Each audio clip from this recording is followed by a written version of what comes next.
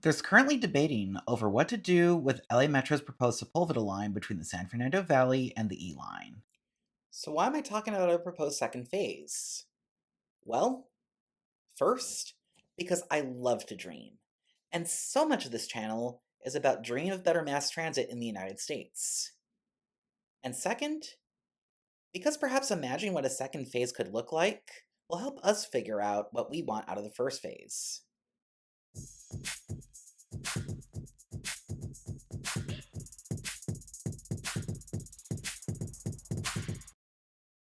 As you might recall from my previous Sepulveda line video, I proposed the southern terminus of this line be at Expo Sepulveda, rather than Expo Bundy, as is the case with one of the alignments. As such, we're extending this line from Expo Sepulveda, and it's a southward extension I'm proposing, for the record. A southward extension with heavy rail as well, rather than monorail. The first stop on the southward extension would be at Sepulveda Boulevard and National Boulevard. It's about 7/10 of a mile south of the Expo Sepulveda stop, shorter than the 1 mile stop spacing that is often the case with LA Metro rail stations. Furthermore, concepts I've read for Phase 2 of the Sepulveda line tend not to include a stop there. However, some of the most densely populated areas in Phase 2 are close to where this proposed station would be.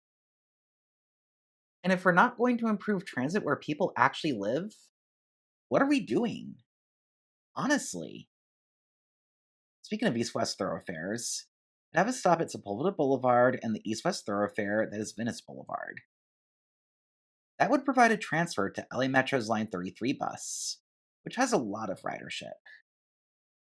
This is another stop that provides access to high population density areas as well.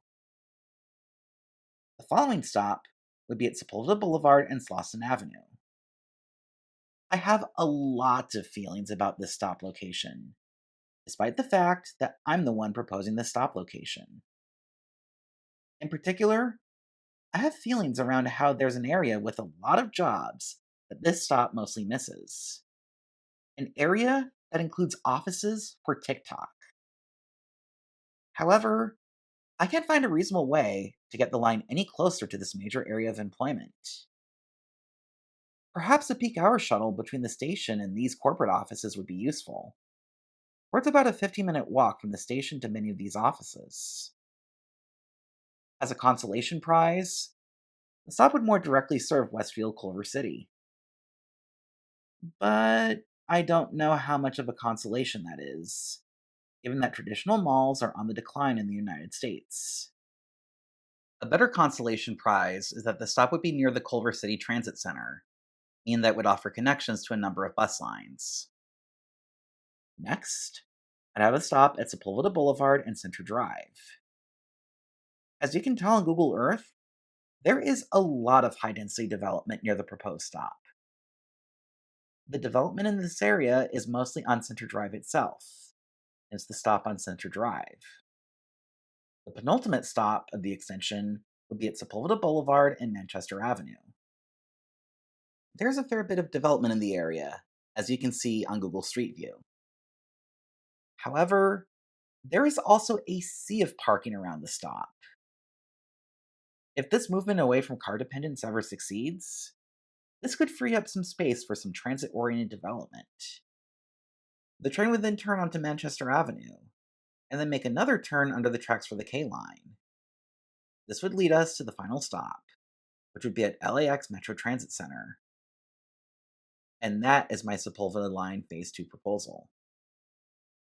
Before giving my thoughts on this proposed line, I ask people to like this video and subscribe to my channel for more content on imagining better mass transit in the United States.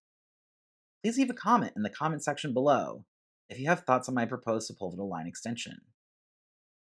The crown jewel of this line is giving LA's west side, as well as the San Fernando Valley, a direct rail connection to LAX. The importance of doing this, if it ever happened, cannot be overstated. So would a downtown LA to LAX connection, but that's a subject for its own video. Consider this.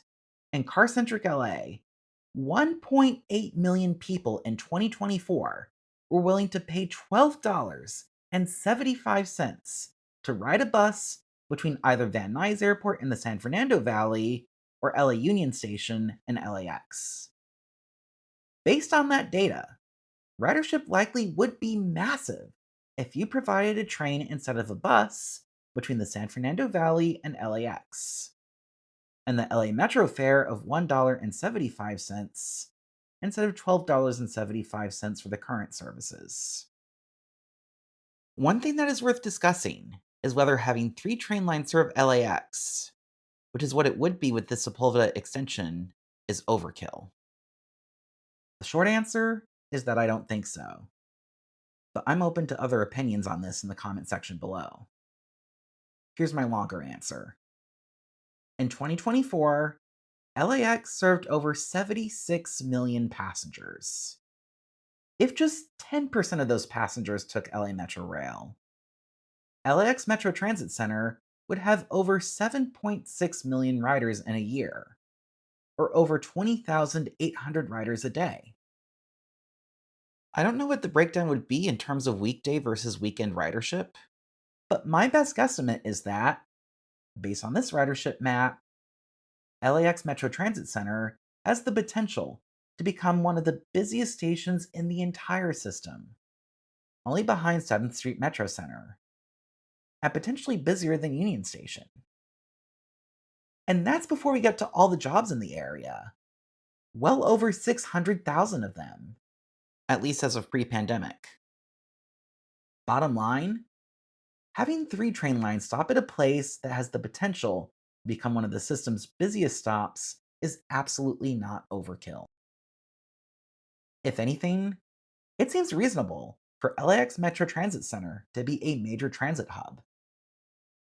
While the LAX connection is the crown jewel of this extension, we should not overlook the massively improved transit connectivity to offices on Slauson just off of Sepulveda.